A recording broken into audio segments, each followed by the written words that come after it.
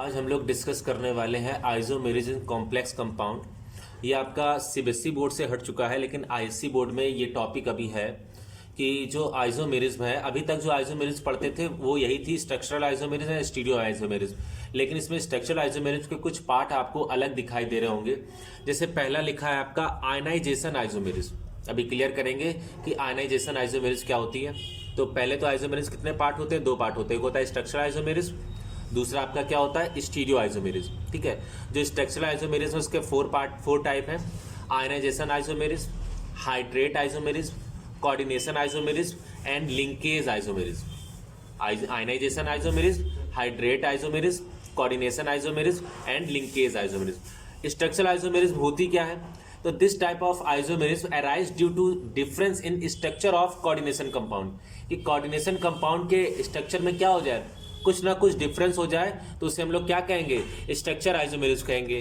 तो पहला टाइप है आपका कौन सा? Ionization isomerism. तो आयनाइजेशन आइसोमेरिज्म क्या होती है? तो ध्यान दीजिए, the compounds having same molecular formula but give different ions in the solution are called ionization isomerism. Suppose that एक एग्जांपल ले लिया हमने, ध्यान दीजिएगा।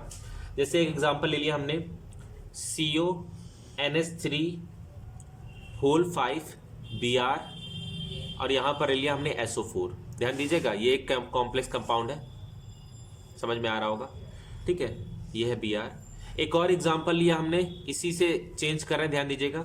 CONH3 का होल 5 SO4 Br। क्या किया, आपको ध्यान दे रहा होगा कि दोनों एनायन है। Br भी माइनस बनाता है, SO4 भी माइनस बनाता है, दोनों एनायन है। यहाँ पर एनायन Br जो है वो लिगेंड का काम कर रहा है, जबकि SO4 किसका काम कर रहा है? काउंटर आयन का।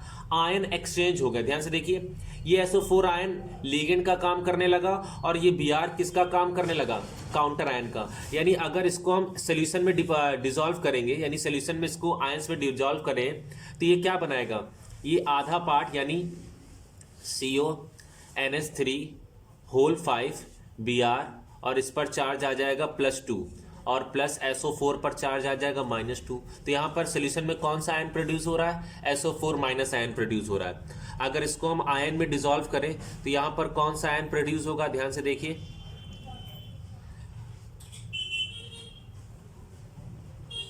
Br माइनस बनाता है तो कन्फर्म है कॉम्प्लेक्स पर कौन सा चार्ज आएगा? +1। तो ये Br माइनस आ जाएगा।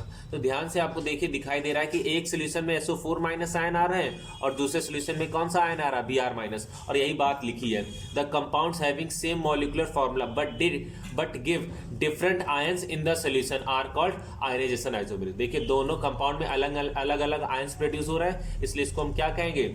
आयनाइजेशन क्या कहेंगे? आइसोमेरिज्म। या आप ऐसे समझ सकते हैं कि दो आयंस क्या हो जाएं? एक्सचेंज हो जाए। दोनों एनायंस थे, जो आयंस काउंटर आयन का काम कर रहा था वो लिगेंड का काम करने लगे, और जो लिगेंड का काम कर रहा था वो किसका काम करने लगे? काउंटर आयन का काम करने लगे। तो उसे हम लोग क्या बोलेंगे? Ionization isomerism. दूसरा है आपका हाइड्रेट, या इसको हम लोग सॉल्वेट भी बोलते हैं, हाइड्रेट या फिर सॉल्वेट। देखिए ध्यान से, सॉल्वेट या फिर हाइड्रेट आइसोमेरिज्म। इसमें क्या होगा? Hydrate isomerism are isomerism of a complex that differ in the placement of water molecule in the complex. तो देखिएगा, यहाँ पर वाटर मॉलिक्यूल का एक्सचेंज हो जाएगा काउंटर आयन के साथ। जैसे एग्जांपल ले लिया हमने CrH2O का होल 6 और काउंटर आयन में था Cl3।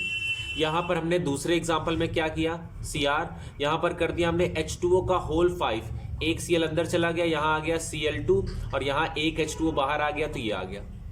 आप एक और इससे एग्जांपल बना सकते हैं, आप कर सकते हैं CrH2O का होल 4, अंदर 2 Cl आ जाएंगे। टोटल कोऑर्डिनेशन नंबर 6 ही होना चाहिए।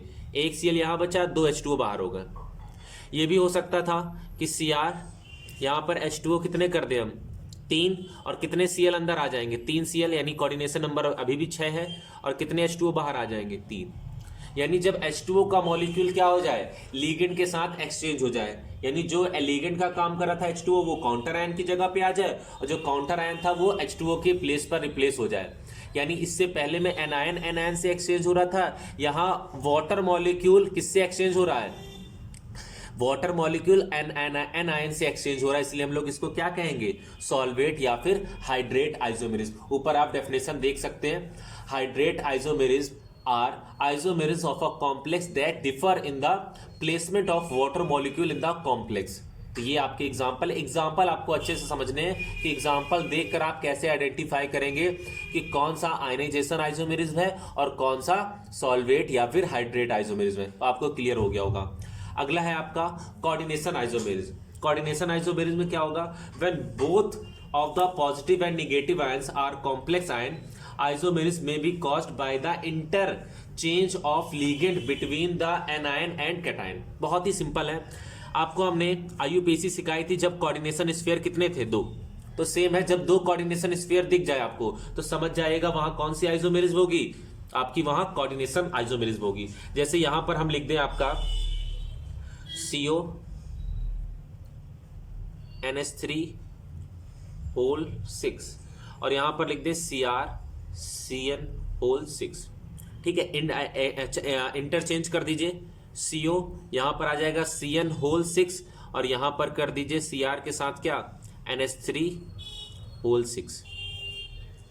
तो देखिए 2 कोऑर्डिनेशन स्फीयर है और इसका लिगेंड इसके साथ आ गया, इसका लिगेंड इसके साथ आ जाए। यानी जब 2 कोऑर्डिनेशन स्फीयर में लिगेंड क्या हो जाए? इंटरचेंज हो जाए। तो जहां लिगेंड इंटरचेंज हो जाएगा तो उसे हम लोग क्या कहेंगे? Coordination isomerism. तो बहुत ही सिंपल है पहचानने का मेथड कि जब 2 कोऑर्डिनेशन स्फीयर हो, डेफिनेशन क्या होगी?